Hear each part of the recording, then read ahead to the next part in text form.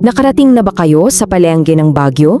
Yung tipong pagbaba mo pa lang, sasalubungin ka na ng mga makukulay na bulaklak na tumpok-tumpok na ibinebenta sa tabi ng kalsada? Yan ang sikat na everlasting. Iba't ibang kulay, napakaganda sa paningin. Pero alam nyo ba kung bakit yan ang pangalan niya?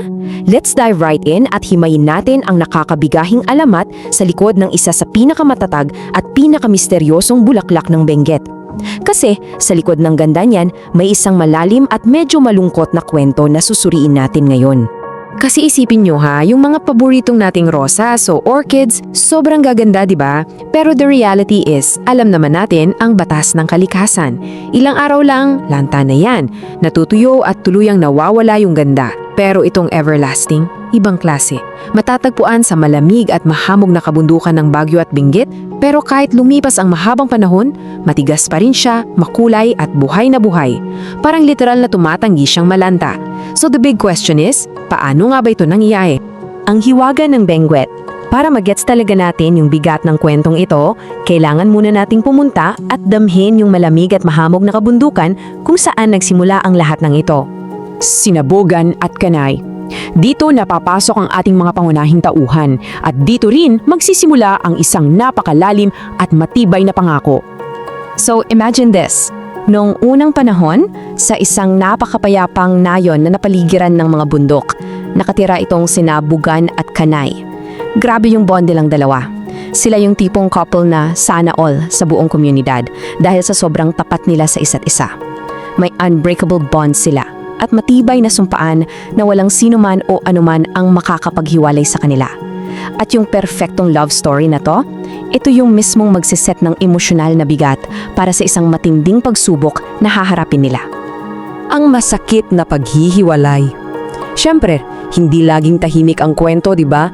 Darating ang ultimate test ng kanilang pag-ibig. Biglang nagbago ang ihip ng hangin nang dumating ang hindi inaasahang pagkakataon na kailangang lumisan ni Kanay para sa isang napaka-importanteng misyon. Bago siya tuluyang magpaalam, nag-usap sila sa ilalim ng isang puno. Dito binitawan ni Bogan ang mga salitang ito. Hihintayin kita, gaano man katagal. Wow, isipin mo yung bigat niyan. Literal na isang taintim na sumpa ng walang hanggang paghihintay. Malinaw na buong pusong inalay ni Bogan yung pag-ibig niya. Naiwan siyang mag-isa pero kumakapit ng mahigpit sa salitang binitawan niya.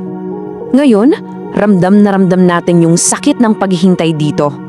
Lumipas ang mga araw, walang dumarating na balita. Naging mga buwan ng matinding pag-asa na kalaunan nauwi sa mahahabang taon ng nakakabinging katahimikan. Sa kabila ng napakahabang panahong lumipas na yon, wala. Kahit manipis na anino ni Kanay, hindi bumalik sa kanilang tagpuan. Ang pagsibol ng everlasting, isang napakalungkot na wakas na nagbigay daan para sa isang napakamahiwagang simula.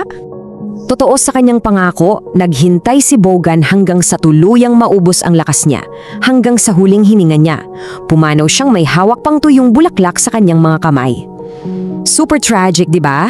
Pero wait, kasi yung wagas na pag-ibig ng yon, nag-trigger yan ng isang himala. Mula mismo sa libingan niya, sumibol ang everlasting. Maliliit, matigas at parang gawa sa papel yung makulay na petals. Isang botanical anomaly na hindi nalalanta. Ito na yung naging permanent na patunay na yung malalim na katapatan ni Bogan kay Kanay ay hindi kailanman kumupas. Simbolo ng katapatan. Ngayon, labas muna tayo sandali sa makalumang kwentong bayan na to at tingnan natin kung anong connect nito sa atin at bakit ito mahalaga sa kasalukuyang panahon. Kasi hindi lang ito basta magandang palamuti May dalawang malupit na aral tayong makukuha dito. Una, pinapaalala nito sa atin na ang tunay na pag-ibig at loyalty ay hinding-hindi talaga kayang talunin ng paglipas ng panahon. At ikalawa, and honestly, ito yung paborito kong bahagi, kahit na lumisan na tayo sa mundong ito, yung pamana ng kabutihan natin at yung lalim ng pagmamahal na binigay natin, mananatiling sariwa at makulay sa alaala ng mga taong may iwanan natin. Tulad ng matibay na bulaklak ng everlasting, yung pagmamahal natin ay tuloy-tuloy na mamumulaklak sa puso at isipan ng iba. So bago tayo magtapos sa talakayang ito, gusto ko kayong iwanan ng isang tanong na pag-iisipan nyo. Kayo ba? Naniniwala ba kayo sa salitang forever? O sa tingin nyo sa mga alamat at kwentong bayan na lang natin ito makikita? Totoo pa ba yung ganitong klaseng walang hanggan at hindi nalalantang pag-ibig sa komplikado nating mundo ngayon? I-comment nyo yung mga hugot at opinyon nyo dahil for sure, napakagandang diskusyon yan. Maraming salamat sa pagsama sa akin sa kwentong ito. Hanggang sa muli! Kung nagustuhan mo ang kwentong ito, huwag kalimutang i-like ang video, mag-subscribe at i-on ang notification bell para sa iba pang alamat at kwentong bayan. I-share mo rin ito para mas marami pang Pilipino ang makaalala ng kagandahan ng ating mga kwento.